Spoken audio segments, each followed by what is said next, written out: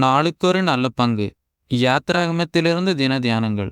மே 28. யாத்ராகமம் 16ஆம் அதிகாரம் 22 முதல் 36 வரை உள்ள வசனங்கள்.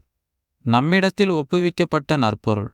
6ஆம் நாளில் தலைக்கு 2 ஓமர் வீதமாக இரட்டத்தனையாய் ஆகாரம் சேர்த்தார்கள்.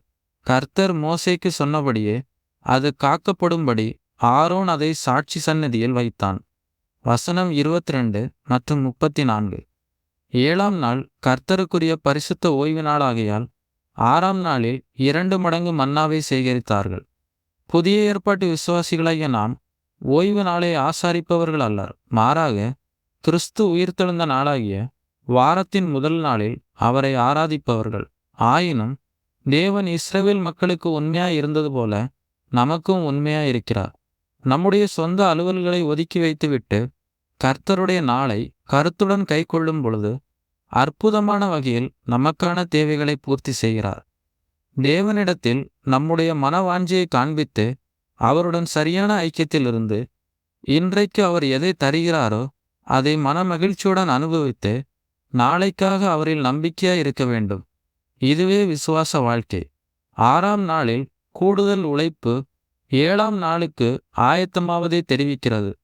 நாமும் இந்த உலக கவலைகளும் பாரங்களும் அற்ற நிலையில் கர்த்தரை ஆராதிக்க செல்வது அவசியம். மேலும் நாம் 6 நாட்கள் வேலை செய்வதற்கு முதல் நாளை கர்த்தருக்கென்று அர்ப்பணித்து ஆயத்தமாகிறோம். 7ஆம் நாளில் சிலர் மன்னா சேகரிக்க புறப்பட்டு வெறுமையாய் திரும்பி வந்தார்கள்.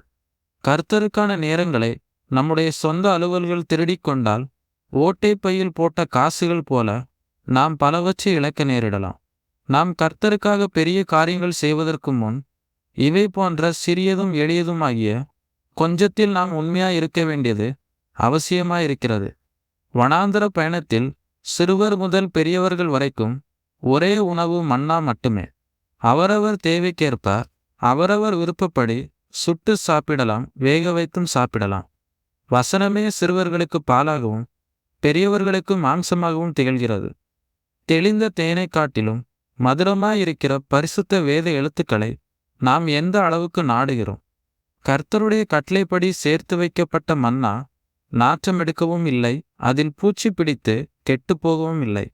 இந்த உலகத்தில் நம்முடைய அன்றாட தேவைகளுக்கு அப்பாற்பட்டு அதிகப்படியான நம்முடைய செல்வங்களை பூச்சி பிடிக்காத, துரு பிடிக்காத, கெட்டு போகாத இடத்தில் சேர்த்து வைப்போம்.